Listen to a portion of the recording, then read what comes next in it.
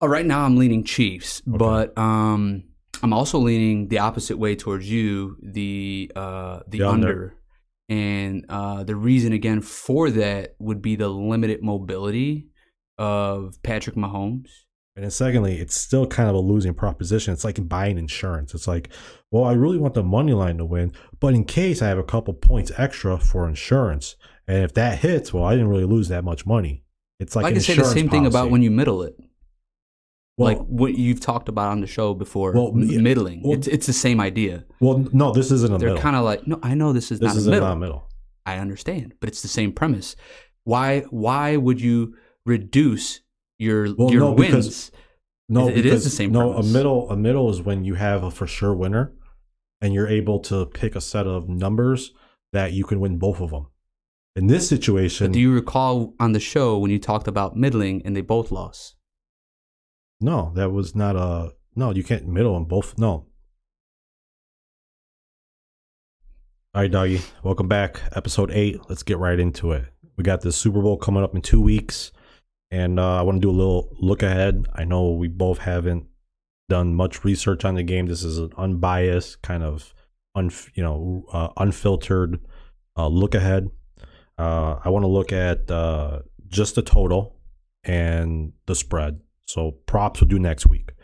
I think props will be honestly something I'm more looking forward to. For the Super Bowl, I think the Super Bowl really is something that it's to me, it's just one of those fun times to actually gamble. Like what I would consider the Super Bowl to be for casual bettors. Yeah.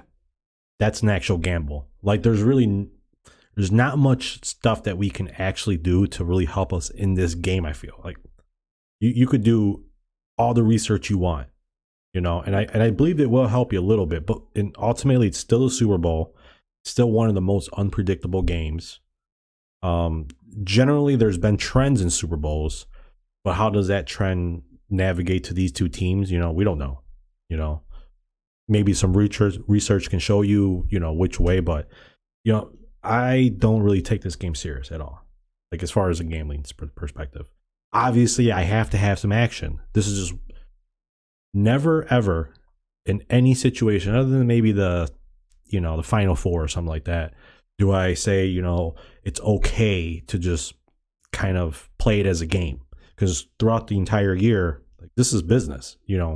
We take each pick seriously. For the Super Bowl, I don't take it as serious. I want to watch it. I want to have some fun. But we are going to do some unbiased. And if we, I'm going to probably have more props play. But if, talking after this episode and maybe doing a little research, if something, comes my way, I'll play it. So let's get into it. We got KC, Philly. Philly is favored right now. And I believe it opened up favored right now, -1.5. The over under is 49.5. I'll start and I'll let you go. The way I'm looking at this game from a perspective of a side or a total, I don't know which way to go as far as KC or Philly on a spread. Like I feel like I thought about this a tiny bit. Just a thought. This really can go two ways. I think it can go a real close contest where KC pulls out a win in the end, very similar to how they just won, like almost a duplicate type game. And then I see Philly, if they win, I see it as almost a duplicate game that they just won, a blowout. You don't have to hit the mic, hit the mute. It actually messes it up. Yeah, it messes it up. Oh, you don't got to touch it. Well, they can hear that. Yeah. Like you can hear that when you touch it. You can't hear it now, but yeah. Anyway. Yeah, man. I got to go with a total in this game. And actually, I think 49.5 is really, really tight. But I kind of think that this game ends in the low 50s. So I would have to go over. And then in that situation, I think you're both with an over total, I think you can get both of those games I just described. I think you can get a close game in the 20s, which will lead to a low 50s.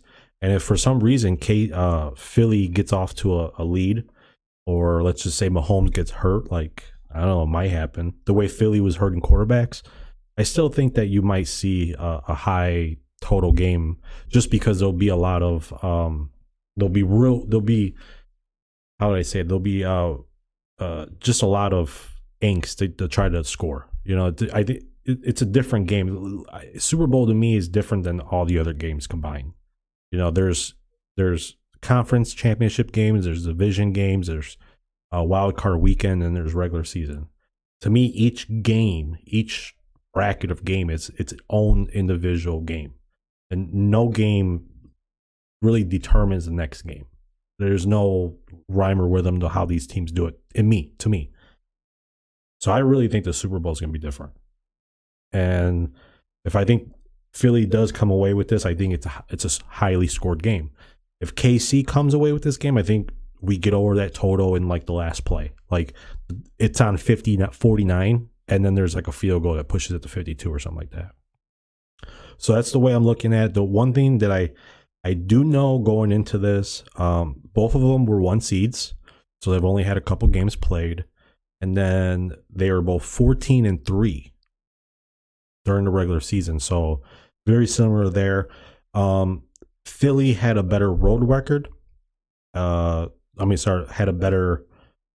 a better road record, and KC had a better home record. Again, this is at a neutral site in Arizona, though. So neutral sites games, to me, generally, I would split that in half as far as points are concerned. So when we're looking at spreads, I think this is kind of right on where you would have to be at -1.5 for Philly. I think they are the favorite slightly. So I don't really see much in either of these, but in my scenarios that I can envision, I definitely see a total of an over way more than I see anything else. And I'm going to look into it, and we'll get into what we did last week and what I came up with and what you came up with. Go ahead, Dougie. Let them know. Well, first off, thanks for having me back again. Jumping right into the Super Bowl. I think you hit it right on the head. It's a game that I don't like to bet very strongly on. I think as the season gets deeper and deeper, especially as you go into the playoffs of any sport, the books get sharper. That's been my experience. It doesn't get there's not very many advantages at that point, because at that point they have a very good sample size of what both teams are capable of doing.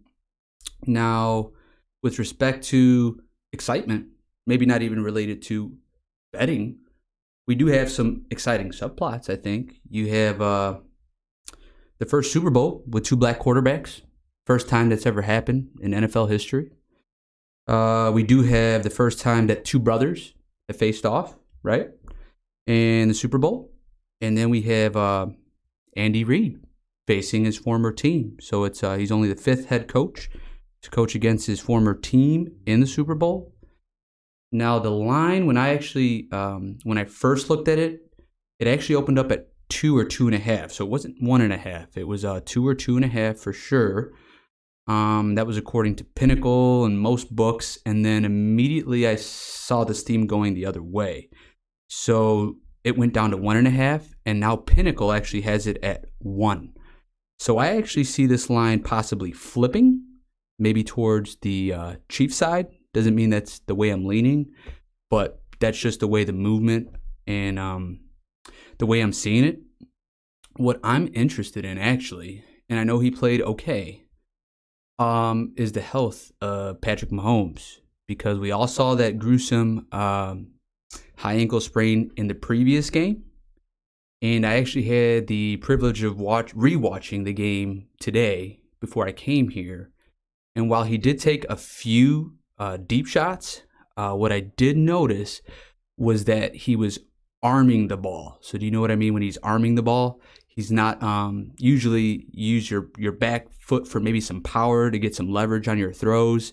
He looked like he was throwing on his front foot a lot. So that's not necessarily something that would be like cause for concern because, again, he's Patrick Mahomes, right?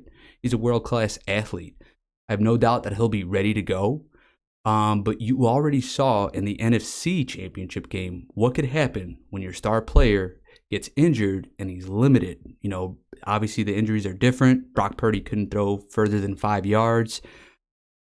Mahomes is clearly a better athlete than Brock Purdy, right? But it's something to think about for sure when you're handicapping the events. Can I ask you, do you think they were going after the quarterbacks intentionally? And when I say that, to me, it looked like they were purposely going after the forearm. Like they were purposely trying to hit him here because they did it to both quarterbacks. And when I saw the replay, I think most players, they go for the ball or they just try to tackle the quarterback. Honestly, I don't know why. I just immediately thought, I'm like, man, that looked kind of intentional to hit him while he was in his throwing motion. And then for it to happen to Josh Johnson, and I'm like, is that really a coincidence? Because I really thought that beginning. I said, man, that's just like a weird way of hitting a quarterback. Because quarterbacks, they do get hurt while throwing the ball, but generally it's when, on the way down, hitting a helmet, or usually it's something they get, they get picked up and then they get landed on. A lot of times I don't see the quarterbacks get hit in the arm the way he did, and for it to happen twice in the same game. I mean, do you think that, honestly, I mean, this is just, it has nothing to do with it, but I mean, do you think something like that was happening? Well, first off, I think the Philadelphia Eagles, their front four or three, however you want to look at it, their defensive line is vicious. They're violent people. So yes, I think they're intentionally trying to hurt the opposing quarterback. But when I actually think about it, and I deeply think about it, I think a lot of it has to do with the play design. I think it was very poor play designing on the 49ers' part. I don't know what was wrong with Elijah Mitchell, but I think that has a lot to do with what happened. Yeah, but I'm saying, though, he hit him in the arm, so, like, he could hit him anywhere. What I'm trying to say is that I don't believe that type of injury happens if Elijah Mitchell is active because you have proper protection for Brock Purdy. I get that. If he has protection, he doesn't get hit. But the fact of where he hit him. Again, he can hit him anywhere. Like, Elijah Mitchell had nothing to do with him getting hit in the arm. I mean, but as a defensive lineman, he's just a blocker. As a defensive lineman, the guy could hit him anywhere, though. True, but if you actually look at the play, he's looking to swat the ball, right? So that's what I'm saying. I saw the play. He wasn't. It was clearly going toward the forearm. There was no. Oh, wow. It was not even toward the ball. That's what I'm trying to tell you. I saw it the first time. I did look at the replay. He was not going for the ball, and then the exact same thing. The player had the chance to go for the ball or hit the quarterback. He hit the quarterback's arm. You know what I'm saying? And it's like, it's the same play that landed Purdy on the bench. And honestly, I kind of to me, I'm just saying it looked kind of weird. So you think it's the running back's fault? You don't? No, I don't think it's the running back's fault. I think it's the head coach's fault. Again, I don't know why Elijah Mitchell wasn't active at the beginning. I don't know why you didn't afford a rookie quarterback adequate protection, especially on the first drive. Do you think the defensive players were purposely trying to hit him in the forearm? That's what I'm asking you. I think they're trying to create a turnover. Again, I'd have to look at it again. Whether you're trying to intentionally hurt the opposing quarterback, I think, honestly, I would say that, yeah, they're always trying to do that.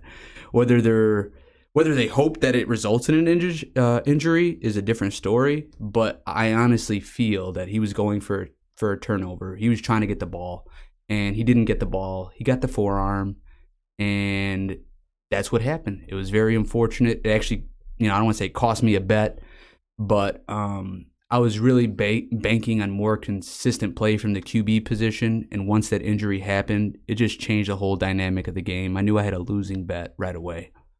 Yeah, Josh Johnson, I thought was, a pretty adequate quarterback before that, but man, he was bad. But, when a player gets injured during a game, you should have got your money back. You should have just voided the entire bet. You should have got your money back. I should ask him. You should really ask him. You tell him, they've been giving money back, right? They've been giving money back. We've talked about it in previous episodes. Why can't I get my money back? No, but So honestly, to be quite honest, last week's games we'll go over in the Discord. But to be honest, I don't think I'll play a total or side in this game.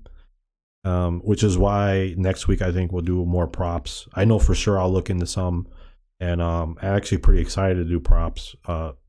Super Bowl again. We have to have action in the Super Bowl. It's like the only time. It's the only degenerate thing I will ever recommend is you got to have some kind of action in the Super Bowl.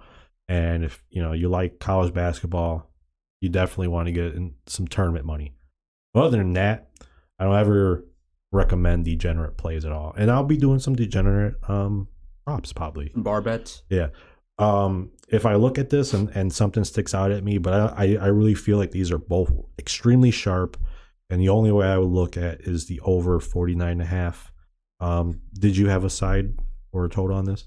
I wasn't looking at necessarily anything. I was just kind of sitting back and observing, and that's what I noticed so far. It went from 2.5 to it's down to 1. It could get down to a pick'em. It might even get to the point where it flips to like -1 Chiefs, -1.5 Chiefs. I don't know. Yeah, but where do you lean though?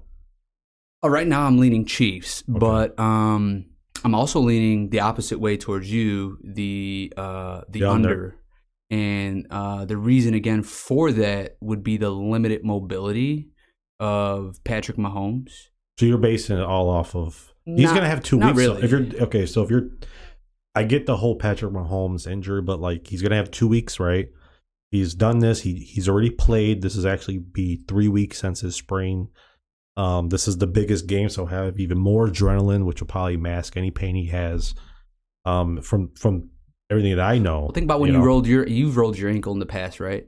Yeah, of course. Okay, so what happens is the longer you wait, so a high ankle sprain will typically, and I'm not a doctor, but So you're saying it's gonna get worse? I'm not saying it's going to get worse, but I'm saying, speaking from my own injury history, I've rolled ankle, I've had high ankle sprain, low ankle sprain. When you have a period of inactivity, it actually makes the injury a little bit worse and it stiffens up. So your high ankle sprain might take 3 to 5 weeks to heal. And I understand that he's a freak athlete. He could have a quick turnaround time. But to me, the reason why he was able to perform at the level he did is because it was the following week. Like he's able to continuously keep up his repetitions, keep that ankle moving at the same level. Now, when you have a layoff of 2 or 3 weeks, then it becomes debatable on whether or not that's helping him or not helping him. And in this particular instance, I'm going to say the layoff time won't necessarily help him. But again, this is a guy who's very crafty. He doesn't necessarily need to chuck the ball 40, 50 yards. I noticed a lot of moving the pocket. So the Chiefs are very, very, very good at shifting their offensive line, moving that pocket for Mahomes to move. And their intermediate game is on fire. They got Kelsey. I don't need it. Pacheco is on fire. I don't know who had him in fantasy in our league this year, but I missed out on that guy. I had no idea who he was up until like maybe week 10. And Well, it's a he shame. was nobody until they benched Edwards-Helaire. Again, true facts, but he's a stud. He's a dynamic playmaker, and he can catch the ball. He can run the ball. So with that being said, if we're going to have an intermediate game, I actually think that plays into the hands of the under. And again, I have to look at the stats a little bit more. I have to look at some more maybe games, or I have to look at some other stats that might help me come to a conclusion. And maybe I just stay off entirely sides, totals, and maybe we just go all in on a player prop. So I'm looking forward to next week when we get into player props, because like you said, that's always pretty exciting. Yeah, anything that I'll do next week is not going to be official. It's not even going to have the same value amount that I would normally have, for a play. We're talking, small beans. It's just be kind of throwaway money, really, because that's what it is. Oh, we're throwing away money, what huh? It is. I mean, it's different than what we do regularly, and so you can't treat it as such. You can't treat it as the same. It's got to be completely different. And yeah, but I'll have some fun. I think the best thing with props or looking for just some like crazy plus money plays. You know what I'm saying? Like not parlays, just some like Plus 500. maybe like whoever like definitely gonna do a first touchdown. I was just about to say that. Definitely gonna have some players that are never playing to catch a touchdown. They're gonna be. I'm gonna throw a little bit, something like that. Kelsey to throw a touchdown. Kelsey, yeah, you never know. Actually, I think that's out there. I kind of want to put a back a little, without looking. I thought about it. I was like, I think the backup for KC might be a good prop play for him to throw some yards, or maybe he throws a touchdown. Because man, if they're going after those arms again, Mahomes ain't gonna last, bro. I'll be honest. If I'm thinking that his arm's stronger than most. If I'm thinking what I'm saying, what I'm saying, and I'm betting what I'm thinking, then I would bet that he don't last the game. If they go after his arm. So I don't know. I don't really care. Hey, look, man. Discord review, because this is important. And I'm gonna say this. Check out the Discord in the down below in the description. All right, and like and subscribe too, please. But we have a free Discord, and we record all of our all of our official plays. Like I put in some time and effort into my plays. I mean, I can only speak for myself, and this is free.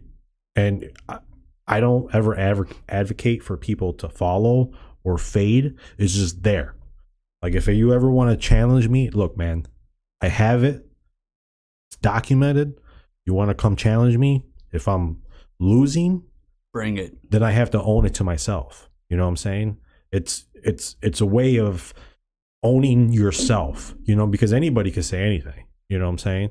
But, owning what you're putting out there, you know what I'm saying? It's different than, just saying, oh, you're up 927 units, and then saying, well, if you want to see documentation, it's behind a paywall or something. Like, if you're up 927 units, why do you have a paywall?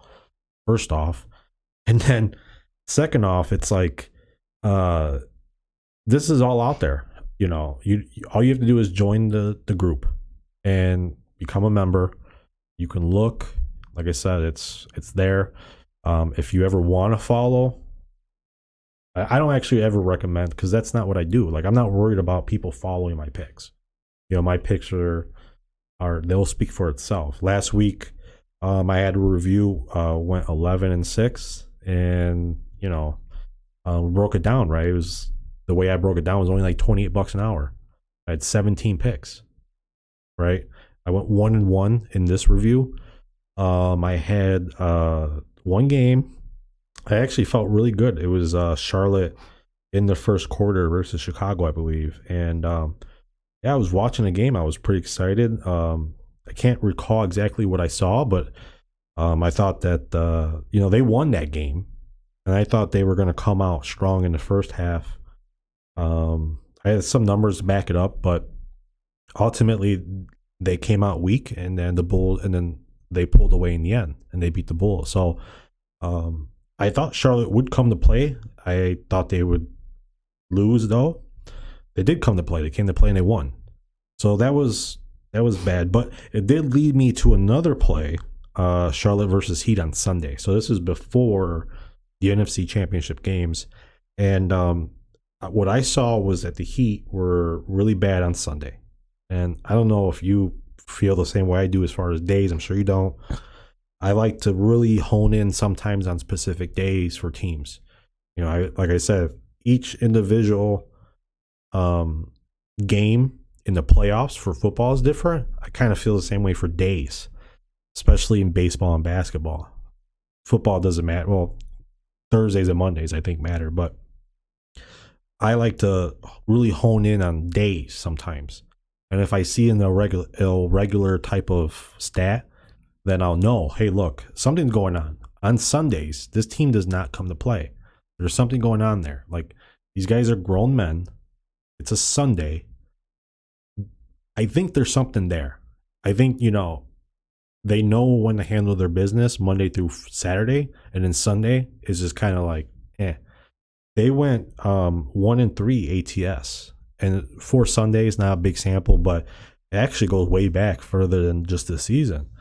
And I didn't know that. So when I looked into the game, I was definitely on the Heat, and then it came to be where I couldn't take them. So it's a situation where I lost a game, and then I had more information on that team, more information, and I was able to use that in another game. Unfortunately, the game that I looked at, it had even more information, and I totally stood off. And I'm happy. Charlotte won that game, right? So I definitely would have been on the wrong side. And I was happy that I did all the research and work. And that's just the type of stuff you're gonna get into Discord. Like, you might not know that because it didn't make it in Discord. You know why I didn't make it in Discord? Because I saw some stuff I didn't like. There was a big anomaly with Sundays. Just things didn't line up. There was other factors, but the main factor was really Sunday. It was weird. And so that brings us to our NFC Championship game. I had the under 9.5 in the first quarter. Now, last week on the show, I brought up that I thought the under 46 was a good look ahead. Yeah. It did hit, and very similar like how we did today.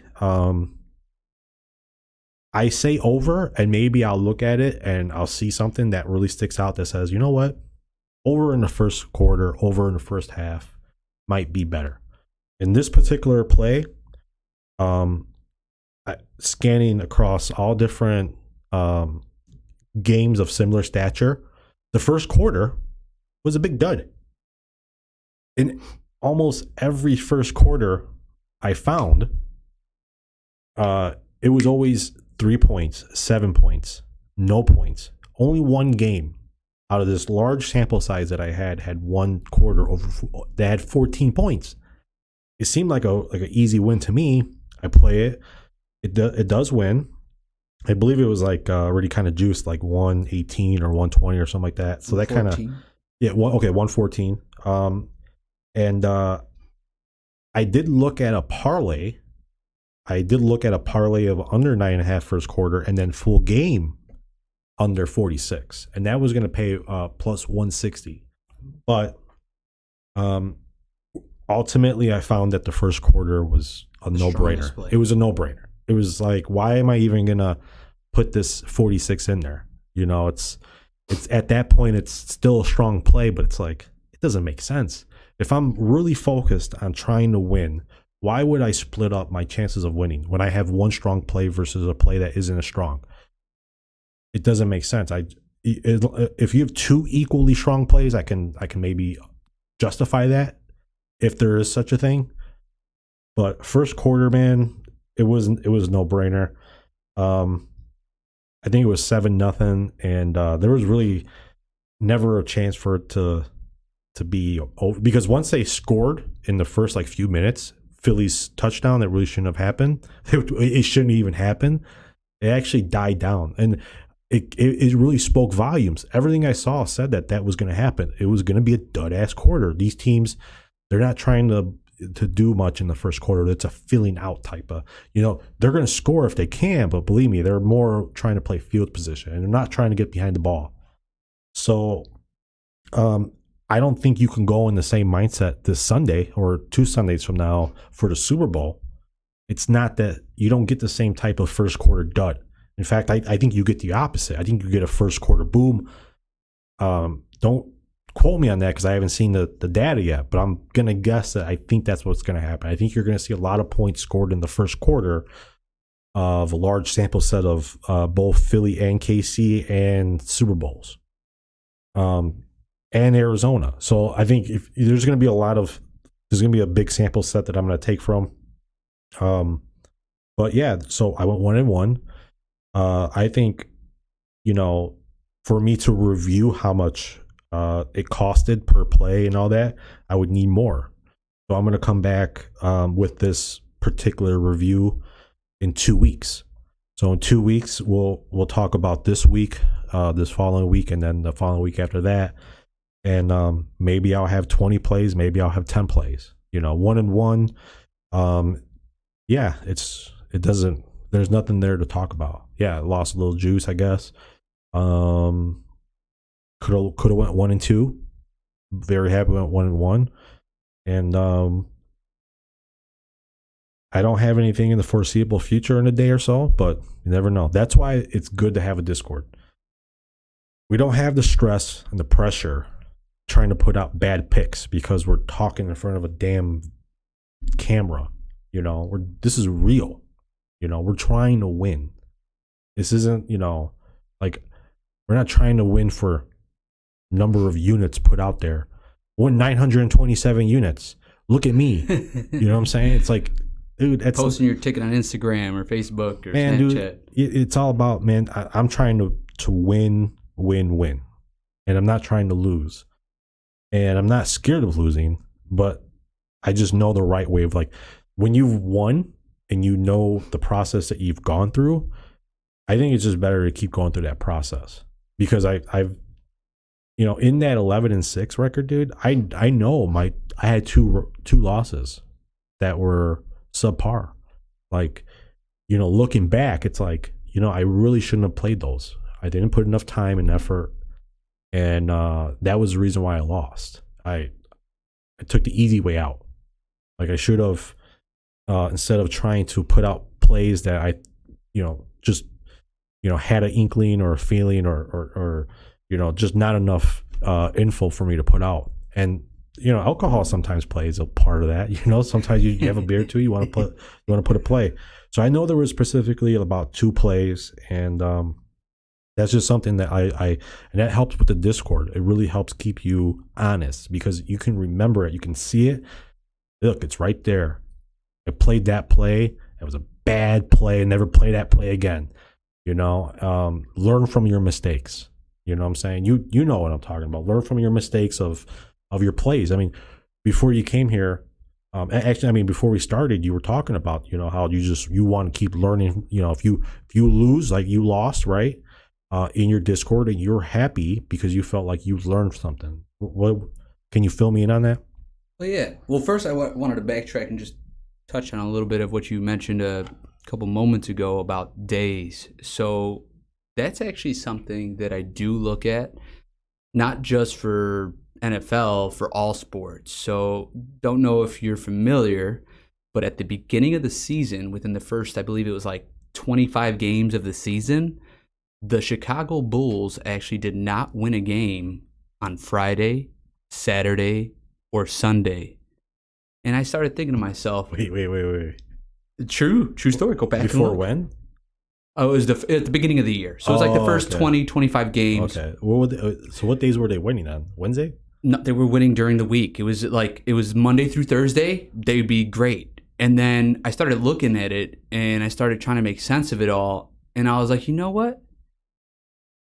I think there's a strong correlation with the load management of Zach LaVine, because then I started looking at it.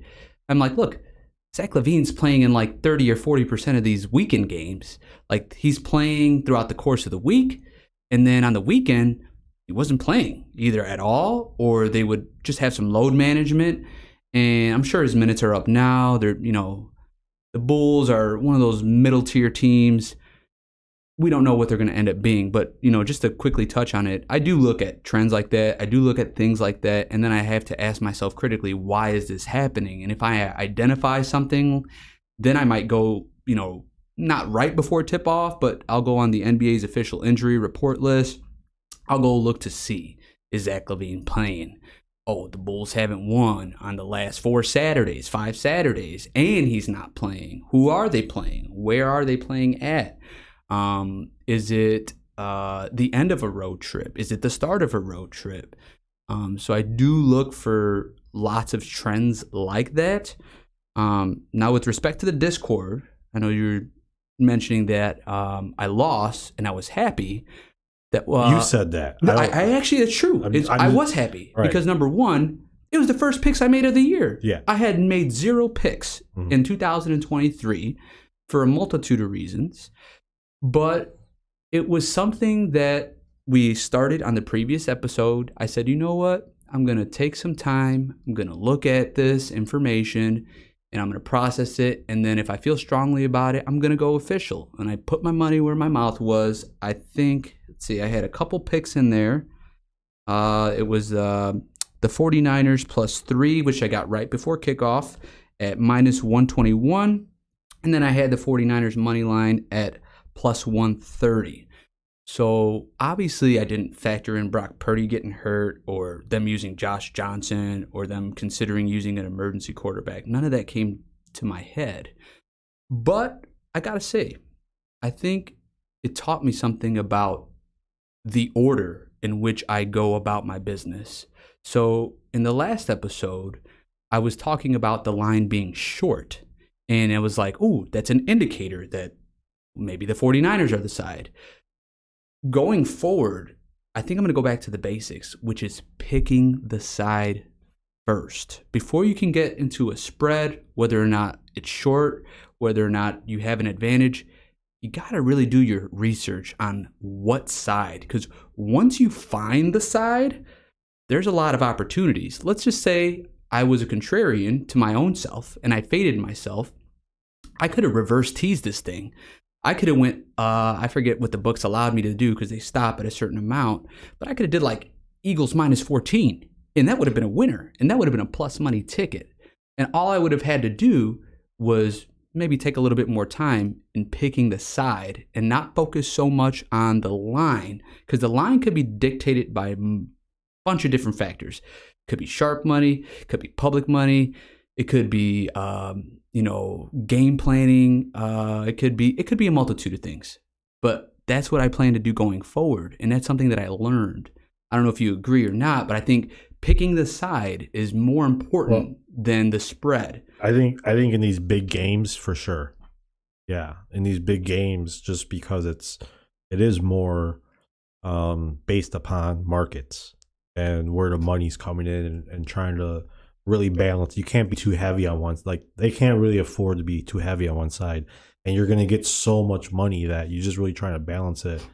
I think in other events you definitely want to look at short lines.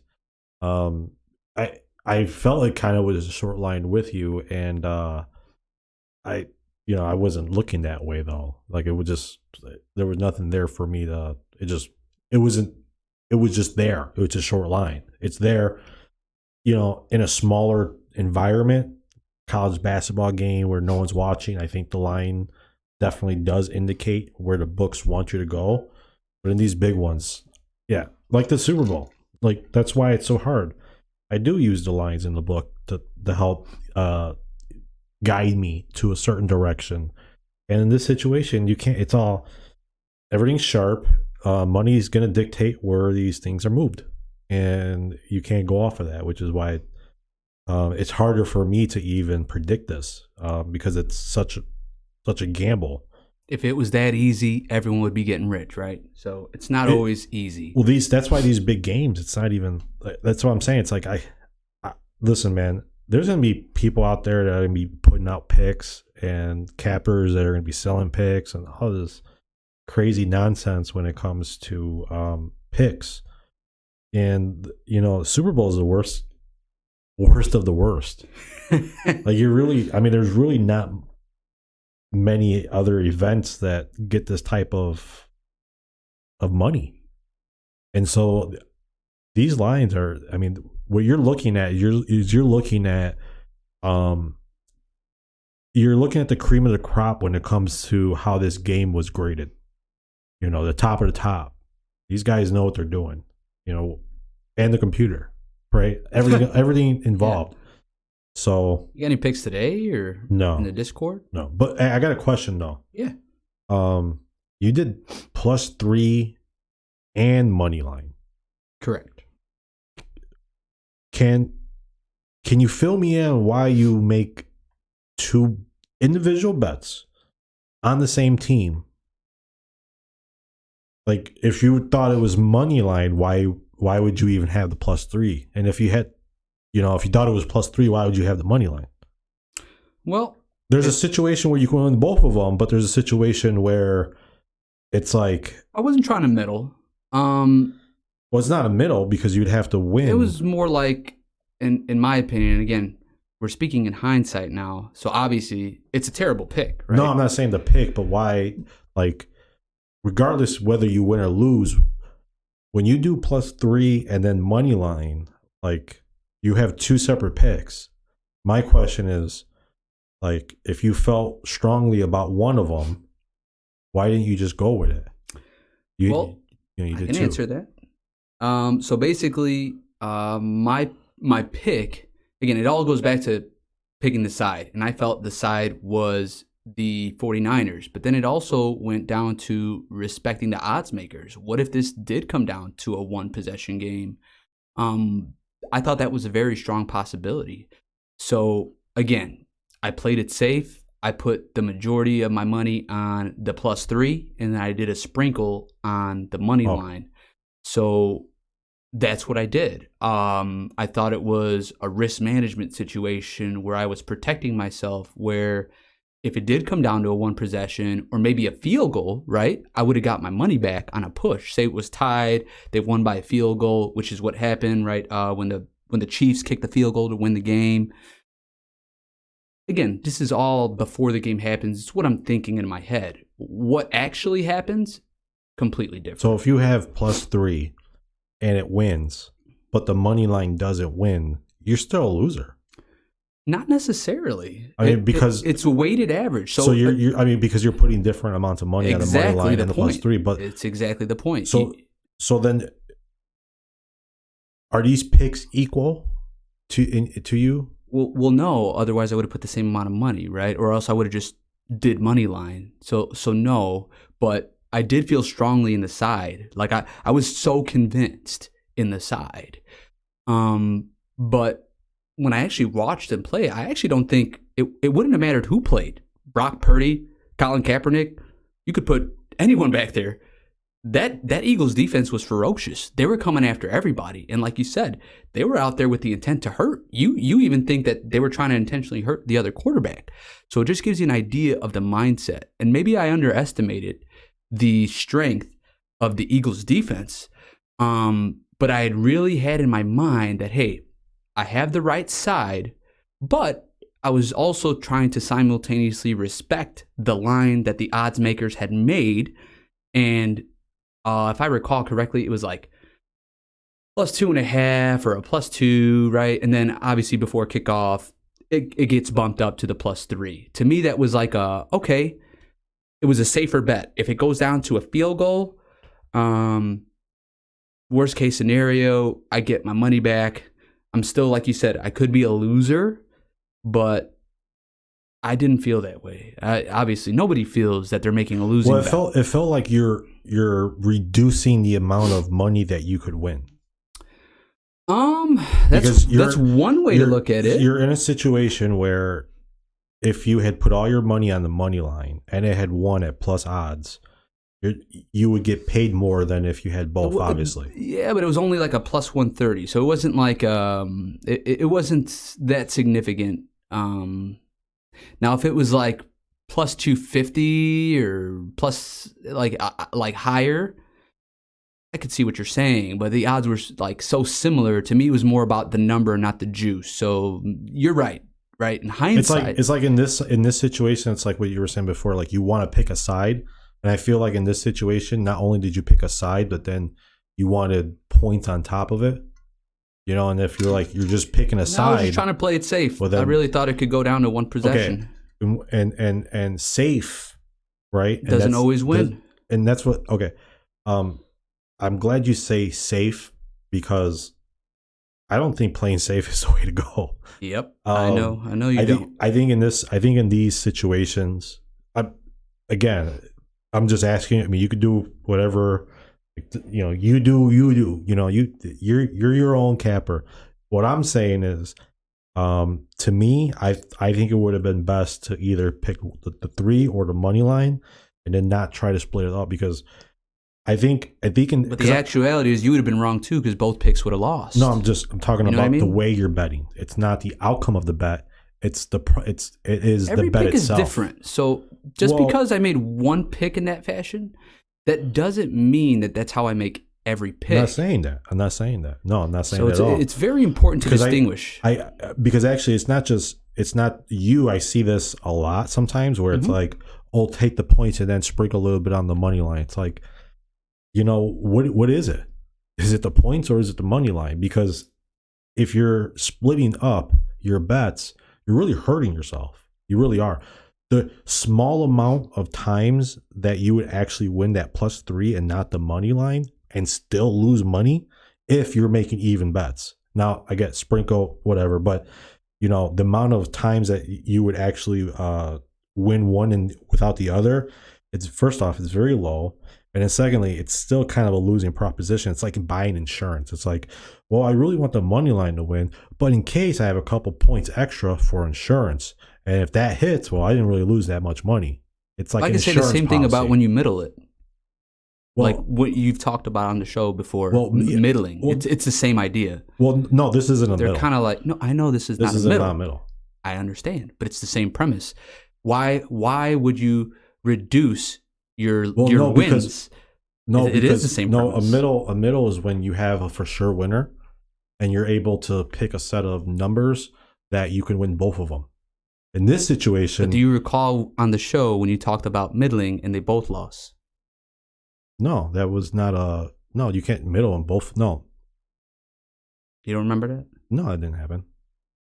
I remember that. There's... Well, it's all verifiable. It's on the video. It's on the videos. If you have a team that you have a winner on, and then you have another team that you have... Say you have two teams, and they're both plus points, right? Because you bet before the game, and then you live bet the other team during the game, and you have 6 on one side and 6 on the other side. You're guaranteed to win. That's called a middle. And then you have both teams with 6 numbers that you can win at.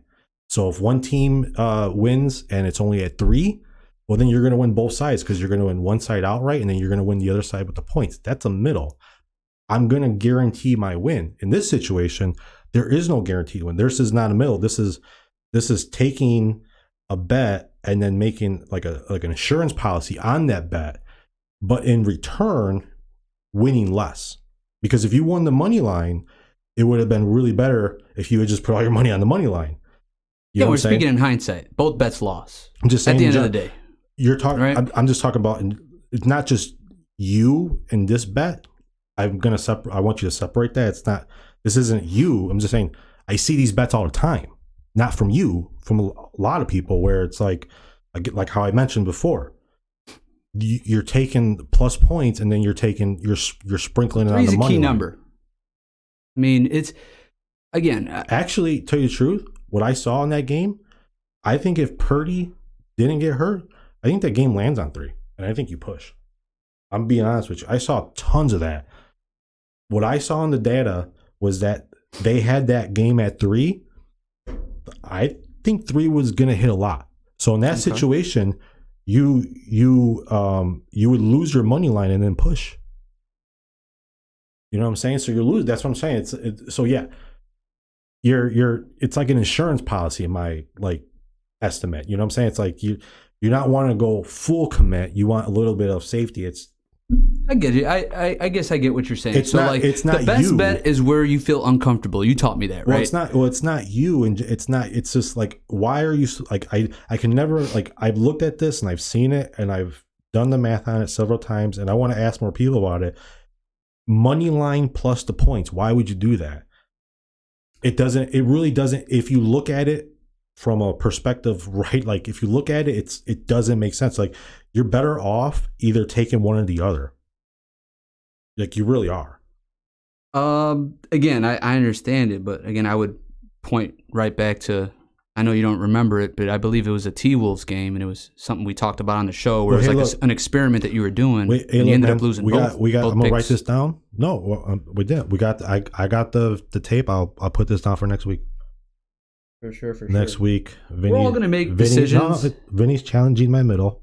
He's saying, I don't know. He thinks I'm challenging his +3 and money line, but I'm just talking about a specific type of bet. But if we want to talk about my middle, I will challenge it next week, bro. We'll look over the tape and we'll go over that middle, because the middle that I had was where I was going to win regardless. What this is not a middle. This is just two separate bets where both of them could win, but actually, you didn't lose both of them. If I recall correctly, you won one of them. yeah, Now that I think that's about a middle. it, but no, you said but no, your return. We're gonna no, look back. We're gonna look. I won. I won money in return. It was such a small. You limited your winnings. It was an experiment that you were doing. I remember it was live on the, or we weren't live, but we were recording. I want to say it was the same time I had a bet on the T-Wolves. But yeah, I recall very vividly you talking about this look at the tape. Experiment. We'll look at it. And you went 1-1, and you essentially did the same thing that I did. You handcuffed your winnings by playing it the way you did, as opposed to just sticking with one side. So I guess we're both victims of the same or similar but were you betting experimenting trend. with that? I don't know. Did you say you were experimenting?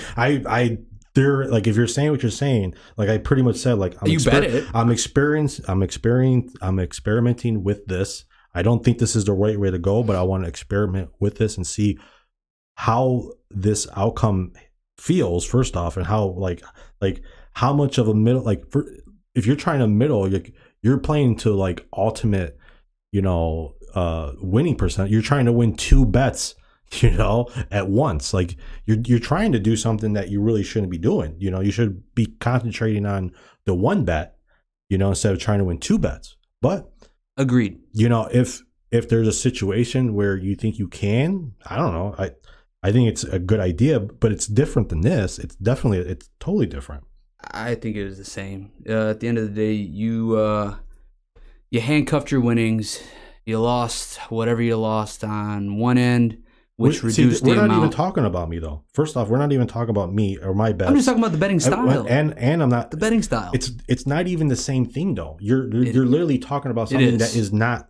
In terms plus of +3 and money line is not the same as having plus points on both teams. Well, now you're talking about the points as opposed to the amount you won, because the point that you were just trying to make is, that I'm reducing my winnings. No, see, the difference is I could have won both of mine. I could have as well, theoretically. But you still didn't have a winner. That's the difference. I had a winner, plus I could win two. You never had a winner. You can only win two. It's a big difference. I disagree. Fundamentally, I think that anytime you reduce the amount of your winnings, you've lost an opportunity. But the fortunate thing is, situation right here, exactly, and that's why I'm excited, because it's something that I can learn from. It's something that, like you said, it's date time and stamped. I could turn around, I can look at it and be like, you know what? Maybe next time in the same scenario, I don't bet the same way. In fact, maybe next time I don't at all. Maybe instead of the +3 in the money line, maybe I go the other way, which is what I was saying in the previous episode. I reverse tease. And maybe if I really felt strongly about the 49ers, I should have went -3, and that would have paid much more. Reverse teasing is something I'm a big fan of, because usually what I'm finding is it doesn't usually land within the spread that they're predicting. What I'm trying to say is, like, let's just say this. We'll use the same example. Let's just say it opened up, Eagles -4, right? But I feel really strongly about the 49ers and their ability to just win outright. So I go the other way. And instead of taking the +4, I want 49ers -4, right? So that I can increase the juice. And I think that betting strategy, where it's like, instead of playing it safe, I need to do my research a little better and then go all in. So next time, I wouldn't take that +3. Either I'm all in on the 49ers and I'm going to go money line and then reverse tease and maybe do -2.5, which was available, -3. That's the type of strategy that I think going forward I'm going to implement. And you'll see it in the Discord, right? It's all transparent. We're all learning. I'm not a professional, but I think that would have been the better. I mean, it still would have lost, right? But let's say, like you said, Brock Purdy's in the game, and the 49ers defense just looked gassed. But with Purdy in the game managing, maybe they have a few more extra breaths. Maybe it's a lot closer of a game, and then maybe 49ers pull it out. My experience, whether it's basketball, football, baseball, it usually doesn't land on the number. It just doesn't. So like if the Cubs are favored by a couple runs, or they're going to win by 4 runs if they were meant to win, and if that's what's going to happen. Vice versa, if the other team was the Cardinals, whoever you want, if that team is destined to win that particular matchup, it's usually not going to be. You're not going to have a lot of pushes, is what I'm saying. And if you look in the Discord, you'll actually see there's very little pushes. We do have a few here and there, but it's usually an outright win or an outright loss. So I think going forward, I think I'm going to start implementing that betting strategy where if I feel strongly about a particular team, I need to start looking at the line movement on the other side of the coin, because how they have those alternate spreads. There's a reason why it's not just readily there. You have to click a couple extra buttons to get there, right? Because the general public is just picking what's offered. I do agree. Yep. The way they lay it out is definitely the layout, exactly. On all these whatever you're using, PointsBet, it doesn't matter. The layout is set up to where you're picking the number they want you to pick. When the reality is, you kind of have to do your own research. Pick the side first. Once you pick the side and you're firm, just stand by it. What's the worst that could happen? You lose, right? You're going to win some, you're going to lose some. But like you said, you're limiting the amount that you would have won. So I do take your point. It's a very valid point. Why would I do that? You're right. In the future, maybe I go money line 49ers, maybe -3 49ers, reverse tease a little bit, get some extra juice. But I either have to be all in on a team or all out. And if I try to play it safe, which is what I was doing, because it's my first, it's my first time back in the space. It was literally my first pick of the year, and I was so concentrated on providing a winner that, look, man, I just got to watch the tape. I got to look at the stats. The Eagles clearly dominated. I know you said that if you think Brock Purdy was in there, I actually don't think it mattered who was in there. The Eagles were meant to win that game. It was just going to happen. And for whatever reason, I wasn't seeing that. I was trying to be a contrarian. I was following the line movement. And I think the books do that to a lot of people, because the people spending a lot of money aren't usually your public bettors or your average sports bettors. I don't want to even say they're guys like us, because I don't consider myself a sharp. I'm not moving lines with my bets. But there are people out there who probably take 49ers, and they try to be a wise guy, and they try to play it safe, and they lost just like I did, and they have a much bigger loss than I did monetarily.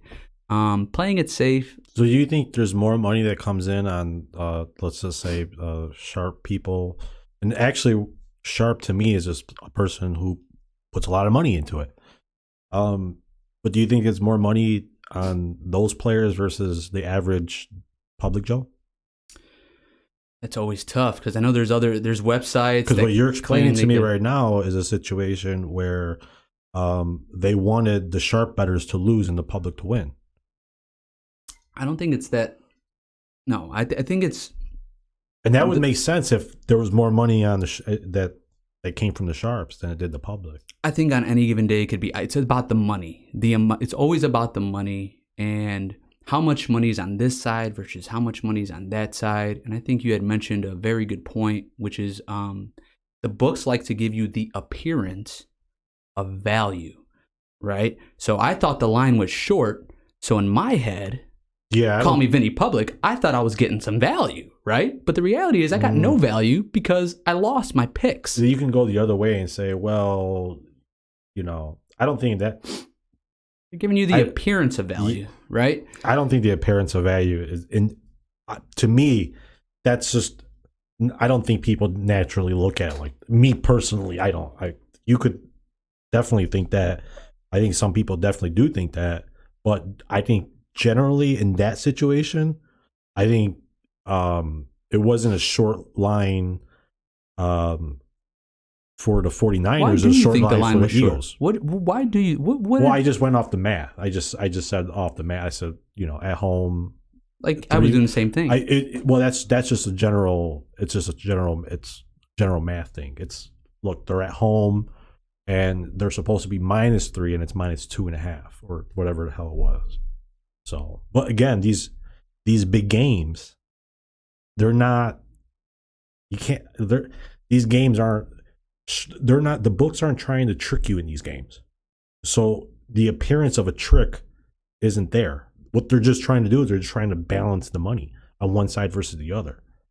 So in the smaller games, on a college basketball game, yeah, I definitely think that they're going to try to give you short lines. They're going to try to manipulate to where they're going to try to get everyone on one side and then the other team wins.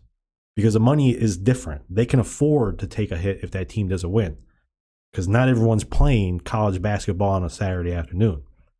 But Super Bowl, you've got millions of people betting this. You can't afford to be too lopsided with so much money on one side. So all that happens is money comes in on one side, they move it. Money comes in on the other side, they move it.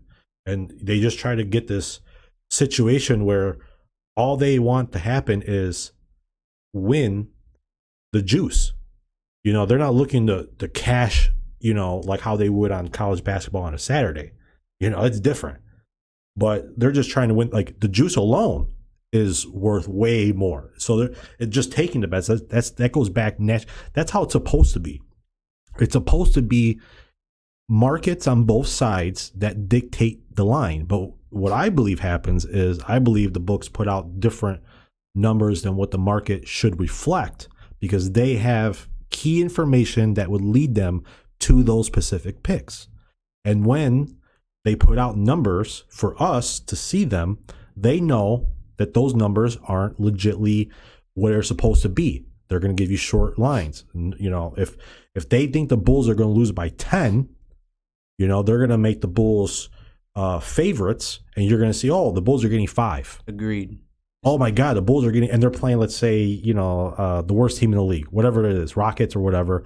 Oh my God, the Bulls are getting 5 versus the worst team in the league, but they have data that says the Bulls are going to lose by 10. And you know where they have that data from? They have it from, and this is what we try to talk about.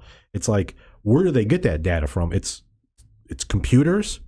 It's people who are able to adjust the lines, you know, whatever it is. It's AI. Mm. You know what I'm saying? You know, and no, I'm saying it's they have way more information that you don't have, and I think they do. You know, if they had a line, if they had information that said the Bulls were supposed to lose by 10, they would not offer you 10.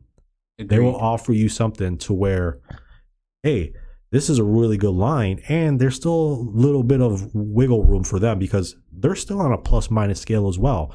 Yeah, their grading says -10, but yeah, it could be 8, could be 7, could be 12, could be 13. It's a plus-minus on that 10. So if you scale it back to a 5, where you get all this money on the Bulls lose by 10, books are happy. And that's the situation where, to me, short lines are very critical in capping a game. When you have a game of NFC Championship, Super Bowl magnitude, all this, I don't think so. I don't think it's played like that at all. I think it's just, they're just trying to be straight down the middle, legit. Sunday, they want to watch the game just like you do, and they don't want to have to worry about one side winning. Now, there could be parlays that involved that were, yeah, they definitely want a side to win more than another, but they can't control that. They can control those parlays, you know. They just happen. They're luck. As far as individual single bets, that yeah, I think they just want down the middle. You have a pick. Oh yeah, today. Let's check it out. Check it out, man. Let's check it out. The game's. How many picks did you have today? Just the one? Just the one. So let's see. Tell us about it. I took my pick tonight was LeBron James under 29.5 points. I got it at -118. Looks like LeBron's season average was 30.2 points per game versus the Knicks lifetime 26.6 points per game. We all know he's chasing Wilt the Stilt, right? So he needed, before the game, he needed 116 points to pass Wilt Chamberlain. I did see some movement prior to the tip-off that led me to the pick. And then I also looked at a point total that I thought was way too high. Before you go any further, I just want to say this because I know you're going to look and see where you're at. Yeah. it's at Madison Square Garden. To me, that makes a huge difference. I, in this cap, would have looked at Madison Square Garden games with LeBron involved. All right. So looks like it's going down to the wire, right? So if you had the under 233 for the full game, you're looking iffy because there's where's a little. Where's LeBron at on this? LeBron's at 20 points. We're at the 4.5 minute mark, so it's very possible. It's he gets rebounds and assists. Nope, just points. Oh, just points. 29.5 points. 29.5 points. Oh man, dude, that's. And I forgot that. I mean, really, I'm a couple fouls away from losing the ticket. Let's just be real. How many minutes? He could. There's 4.5. So all LeBron needs is like a 3, and then let's just say there's a couple fouls. This could change, right? Yeah. So I'm not getting excited yet, right? Yeah. But it would be nice to, I think that's a winner. Have a winner, chicken dinner. AD's going off. He's shooting the ball very well. Now, one thing that's boding well in my favor right now, LeBron is 1 for 6 from beyond the arc. So, hey, the lower your shooting percentage, the higher my chances are. We do have Scott Foster refereeing the game, so it's another thing. I wonder in this situation, and I don't know this. I could be definitely wrong. I wonder if, because that seems high, 29.5. Well, I mean, his season average is 30.2 points per game, and if you look at his game log, he's actually eclipsed the 29.5 more often than not in his last 10. I believe it was like 6 and 4. Yeah. Like he's actually gone over. Yeah, but what is he? I guess okay. What has he done in New York though? Again, you don't know that, do you? In New York, I mean, we'd have to look at a lot of stats. Again, I just looked versus New York, most recent stats that I had available, and his points per game average was 26.6. So again, it's another caveat that when I go forward, hey, maybe I should be more specific so that I'm not so close to the wire, because there's other player props where I've actually been on the right side by a lot of points. And I think that's something that I probably should have added in there. What does his career look like at Madison Square Garden? It's a historic place. It's a historic venue. We know that he's chasing history. He can say it doesn't matter to him. It matters to him. Playing at Madison Square Garden, what it means to players. So to have a big game, I think it means a lot to LeBron. But again, I'm not him. I didn't base any of my decision based off any of that. It was just more raw data in conjunction with the line movement. So I saw it jump around, but it always kept going back down. Like it went back down to even. I think I saw it at one point. It was at like minus 134. Then it went back down to a minus 105. But before tip-off, it was just all over the place. And then it finally settled at the minus 118. And again, it wasn't something that I felt I did on a whim or that I gambled on. I really felt like I did enough research. Only time will tell. We got less than 4 minutes now. Again, it's a very close game. So if this game goes to overtime, I'm cooked. And right now it's a 2-point game. Yeah, I think you're good. Well, he's got to get a third of his points in the last 4 minutes. It could happen, but I mean, yeah, it is LeBron James. He's just a 1-3 and a couple, a few fouls away from going over. So yeah, we'll hold our breath. Yeah, hope you win, and we'll have that next week reviewed. So I want to get into something that I showed you beforehand, dude. I showed you a picture of a screenshot I took of two cappers who were claiming to have won like all these units, 927 units during the NFL season. That's impressive. 900, you're plus 927 units in a 17-week season. I got to follow these guys. 18-week season, whatever the hell it is, right? But let's say you did 17 weeks. Let's say you took a week off, right? Do you think, honestly, do you think that's possible for someone to be up 927 units in 17 weeks? No. It's kind of ridiculous. Now, I did the math. Let's say you were a 66% winner. You won 66% of the time. You did pretty good. In order to be up 927 units, hopefully my math is right, you would have had to play 1,538 games during the course of the NFL season to be to be a 66% winner, up 927. I don't know, it could be a different percentage, but 66 is pretty good. Up 927 units. Now, did he say it was just NFL? Because NFL, just NFL. 17 weeks. What is there? 32 teams. Like that's only 544 games. So you're saying he would have had to win 3 times that amount to make the amount that this guy's claiming? Well, you would have to play that many times. So in order to be up 927 units, and you're a 66% winner, which we can agree is pretty good. Pretty good. And it could be more, I could be wrong, but we're going to go with 66. You would have had to play 1,538 plays, okay?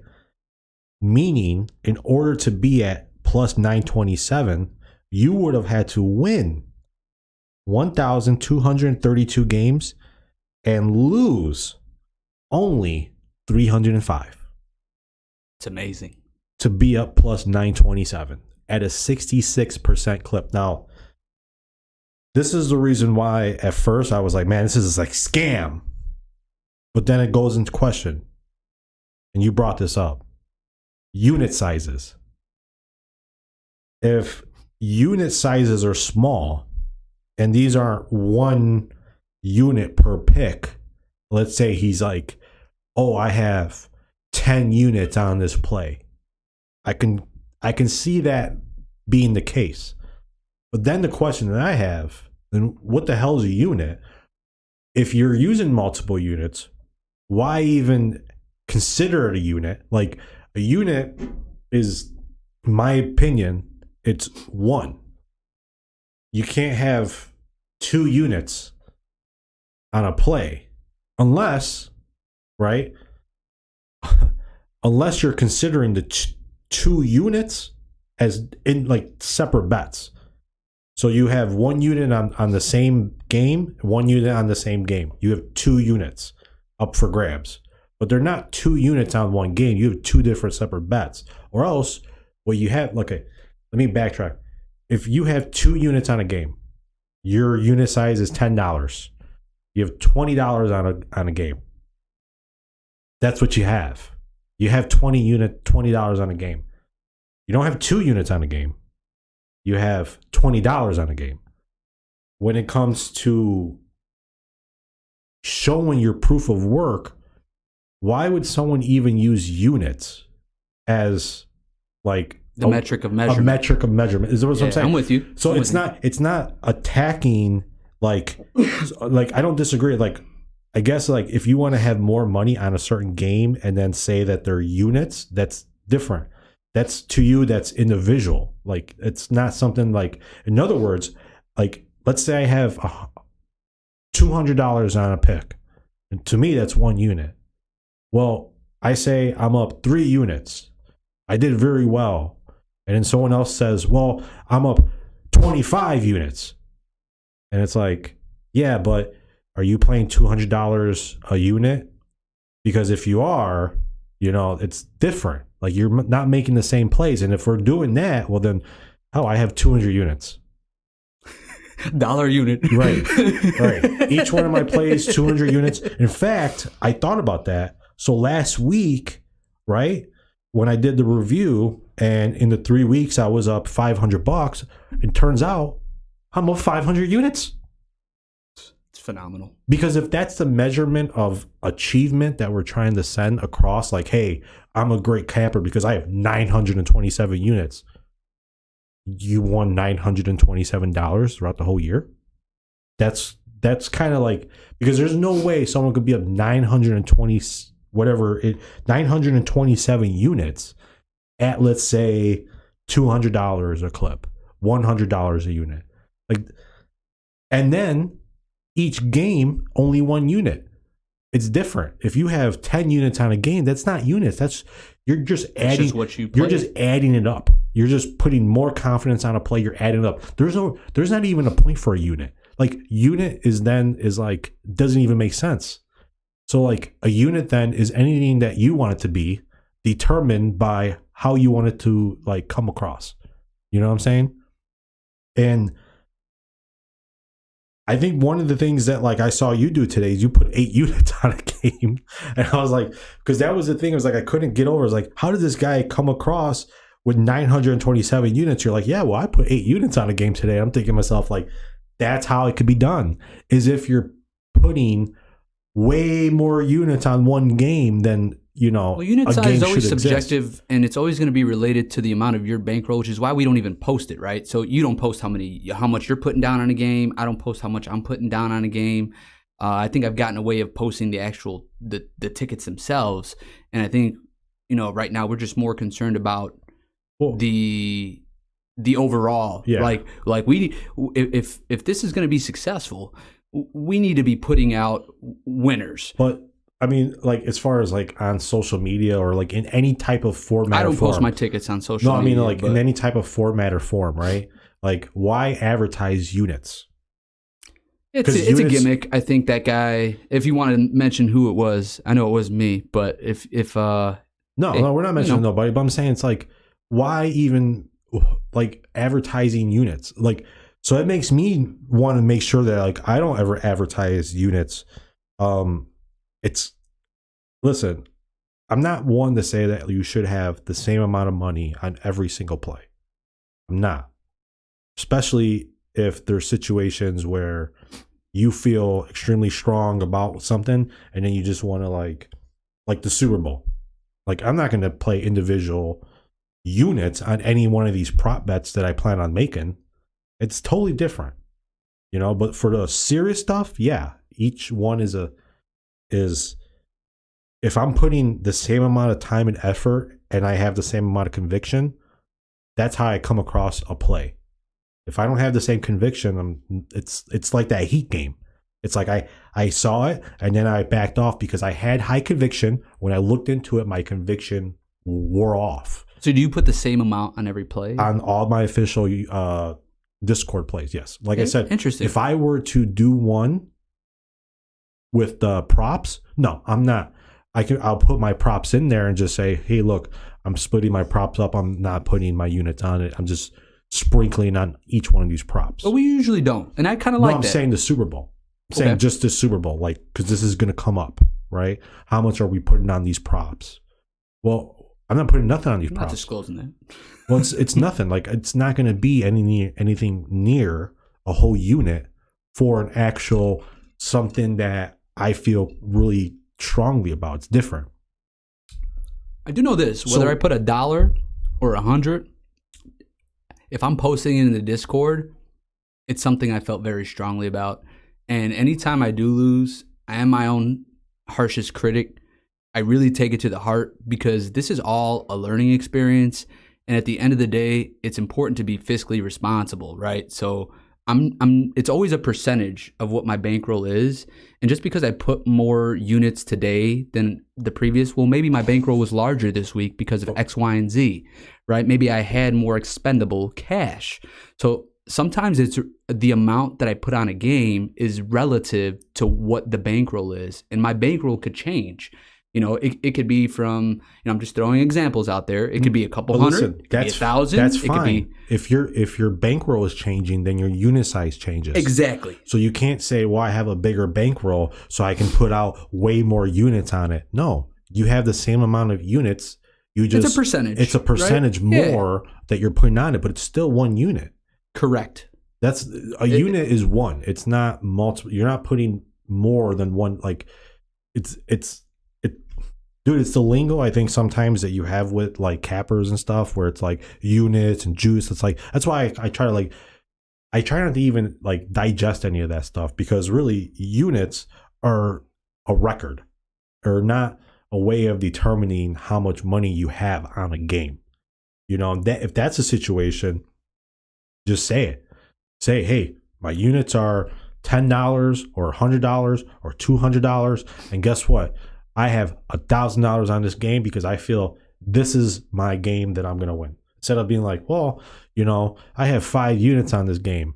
Oh, really? I'm going to bet the same amount. And guess what? I have 1,000 units on this game. It's you know what I'm saying? It's I understand. It's so sometimes I get what you're saying. So sometimes it's just but in reality, we both have just one unit on the game. In reality, yeah. So sometimes we get caught up in the semantics, and whoever posted that was probably getting too ahead of themselves or feeling themselves. No, it happens all the time. You're right. And it's all relative to what the bankroll size is. I seen this one guy, he puts out losers all the time, and he was like, I'm up, 427 units. And because he puts out a lot of props, and I was like, man, this guy always puts out losers. How in the world could this guy be a 427 props? And I'll be honest, I hate that. And I was like, you know what? I can't believe anything this guy says, because all he does is put out losers. And I'm thinking 427, he's winning 427 bets. It might turn out he's not winning 427 bets. He might only win like a few bets. But he has a lot of so-called units, and then he could say, I'm 427 units. Oh, you know what? I'm up 500 units. I think it's a gimmick. Anytime you hear someone throw something like that out, and I'm glad that you actually showed me, those two examples. Well, when you do your calculations, you add up units too. I do, but it's really more. I do, but it's always in relation to what the bankroll is. Yeah, but I do a weighted. To me, again, you may not do this. Other people may or may not do this. There's times where if I do feel more strongly about it, I might actually go over the threshold of what, like in terms of percentage. Like, let's just say a good bet for me might be 2.5 to 5.5%. Let's just throw that out there. But on this particular pick, maybe I feel like going 10%. But I had the same bankroll amount as I did last week and the week before. So technically speaking, in that scenario, I did increase my unit size. But it is a little misleading. You increased the money per unit, but you didn't increase the units. Agreed. And that's why I'm glad that we're being transparent in the Discord, and we don't really use stuff like we're not so focused with. Doggy, I'm up 500 units, bro. 1,000 units. 500 units, bro. I don't know what to tell you. 500 units. Guess what happened? Oh my God. Exactly what I'm saying. They're going to OT? There's a strong possibility. So we have don't worry about it. Hey, listen, man. 3.9 seconds. Don't stress yourself. You're not even supposed to be watching the game or looking at the game. You did very well until I brought it up. Oh my gosh. Let's hope there's a foul or something. You shouldn't have to watch a game in order to bet it. You should just bet the game, not even worry. No, I would have made this bet 10 times out of 10. Anyway, we're going to wrap up here. I got a couple things I want to talk about. It's been kind of a long one. I'm very happy, though. I think this is a very good conversation for cappers to be real and just know that this is the type of stuff that the public is asking for, man. One of the things, the reason why I like what we're doing here is because I'm very dissatisfied with some of the other capping shows. It's just kind of like, we're going to give you pick, we're going to give you pick, we're going to give you pick. We're going to talk about 927 units. Oh, I'm up 427 units and this and this and this. And they're selling you stuff too. Dude, I got solicited today in Twitter on someone trying to sell me a week of package for like $800. And I kept asking him, I'm like, hey man, can I talk to you about this? I just want to know your strategy. And he, you know what they said? It's like, no, we don't talk. It's like, dude, you're a scam. You know what I'm saying? I even asked him, I'm like, hey man, can I talk about you today on my podcast? I mean, a lot of people aren't going to see it, but I would love to talk about this. And he said something about if I need to or something. I'm like, whatever, man. This is a scam, That's what they're doing, But listen, bro. I know you're not a stock or a crypto guy. I want to bring up a position that I opened this past week and closed. This is my first stocks that I have bought in 3 years because I've been all crypto. I'm talking all crypto. In order to get into this position, I exited most of my Ethereum position at 1550. Man, I think it was 2 weeks ago. And actually, I feel stupid. For one, I was trying to exit my Ethereum position to get into Tesla, Miss Tesla. And I should have just gotten a Tesla because it kept running up. But I I got out because I wanted to have money on the sideline because I think we're gonna see a drop. The one stock that I did buy was Meet Kevin's ETF PP. Hey, I gotta write this down. What's that again? You don't have to make this, but it's an ETF, and I'm a fan of his, and I kind of like the idea that there's a YouTuber who has an ETF, because there's not many ETFs that I know of that have managers where I can see them every day and they're talking to me about what they're doing, and just where I know their state of mind's at. And I bought it and then I exited. So I bought it and I made like $1 on each one, and I exited it. But I want to get back into it. I brought that up. It was like the first stock, man. It was like so weird. And honestly, dude, I think there's a good entry point on Ethereum at 1,300 very soon. I know, that's not something that you're too particularly into, but for record keeping sakes, I'm out at 1,550. It's hovering. It's been around 1,550, 1,650. So I didn't exactly hit the top, but I think we're gonna go down, and I think 1,300 is a solid entry point. I'm ready. I'm checking it every day. I think it's definitely gonna hit that. I think we're in a bear market, and we're having a bear market rally, and I think I think there's a lot of doom and gloom, and I think there's hope, and I think there's doom and gloom, which really plays this kind of back and forth between like what the stock market thinks. But I'll be honest, I'm going to go on record saying that I think it's going to drop 1,300. So when it does, I will make that known that, yeah, I got out at 1,550. Now, are we talking about original Ethereum or yeah. Okay. Now, do you have a stake in the 2.0 or no? Yeah. That's something totally different. Totally different. Yeah. Gotcha. I'm talking strictly a trade of having Ethereum exited at 1,550, and now I have money sitting on the sideline, meaning I don't have it in any stocks, meaning it's available for me at any time, so that when this goes down, I'm ready to buy it. In the meantime, like I said, I made the one trade because I was short on, I missed the Tesla. Tesla had this like crazy run up, dude. It was at like 108, 109. And you know me, I just got the Tesla, and I'm pretty pissed off because the value of the Tesla went down because they reduced the car by like $13,000. And I was pissed. And I thought to myself, I said, you know what, the one thing a smart investor would do when they're pissed at a company that they truly believe will work? Buy them up. So I actually put myself in a position, and the day that I was going to make it, it ran up, and I was like, man, I kind of missed the boat. I don't know what I'm going to do. And then it ran up again, and it ran up again. I'm like, damn it. I really missed it because it ran up like a lot, dude. Like a lot. I would have been really, really happy. And I decided to buy Meet Kevin's ETF. And man, I made a little bit of dough off of it. Probably about $1, a little bit less than $1 per share. And should have actually held on to it. But do you have any advice for like a novice investor? I know obviously your entrance the advice exit points are the advice very I would give somebody is actually important. We're gonna end off with this. I think Robinhood has a bad reputation from people who don't even use Robinhood. I would say, if not Robinhood, you have to find a commission-free trading. You have to have commission-free trading. Like, you can't expect someone who doesn't trade to not have that, and then for them to be enthusiastic and want to do it.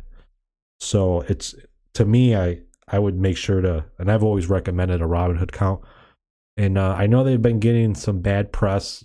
I don't know why though, because I've been on Robinhood for a long time. I use many different accounts, and I still use Robinhood, but Robinhood still works. It's still very good. It still has commission-free trading. It has tons of different things you could do, but if you're just new, it's like the perfect thing to do. It's like it's easy, simple. You have it on your phone, and yeah, man. But I not recommend. I'm not a financial advisor. This is what I did. I gotcha. Not endorsing. This is what I did, my gotcha. guy.